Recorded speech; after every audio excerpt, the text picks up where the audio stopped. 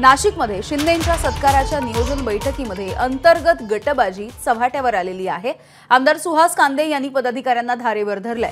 दादा भुसे बैठकीला येण्याच्या पूर्वीच सुहास कांदे यांनी ही बैठक सुरू केली। सुहास कांदेंनी माजी नगरसेवकांना दम सुद्धा भरला। एकनाथ शिंदेंच्या सभेला जास्तीत जास्त शिवसैनिक आणण्याचा सुहास कांदेंनी सूचना दिलेल्या आहेत माजी नगरसेवकांना। सिटिंग अरेंजमेंट करून आपल्याला सगळं नियोजन तिथं सभेचं करायचं इथं वकिली करायची नाही। तू बघ बघ मी कोणालाच विचारत नाही, तू कोणाला लोकांची जबाबदारी घे। मग बस काय अजिबात नाही, हे चालणार नाही।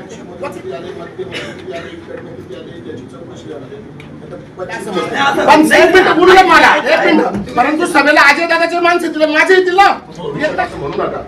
मग आम्ही खूप चांगले आहोत, तर आम्ही अजून घ्या नगरपालिकेला आणि जिल्हा परिषद सिटिंग अरेंजमेंट करून। शुभम बोडके आमचे प्रतिनिधी आपल्याला या संदर्भात माहिती देतील। शुभम, काय नेमकं झालंय या बैठकीमध्ये?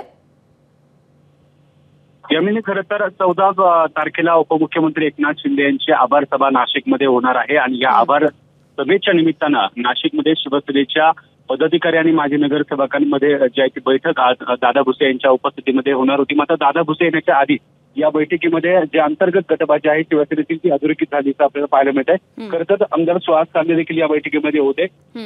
या बैठकीमध्ये गटतटाचं जे राजकारण आहे ते पाहायला मिळालं आणि त्या ठिकाणी जर आपण बघितलं तर कुठेतरी जे कार्यकर्ते होते त्या गटबाजीवर बोलत होते, अशा कार्यकर्त्यांना थेट झापण्याचं काम जे आहे ते आमदार सुहास कांदे यांनी केलं आपल्याला त्या ठिकाणी पाहायला मिळालं।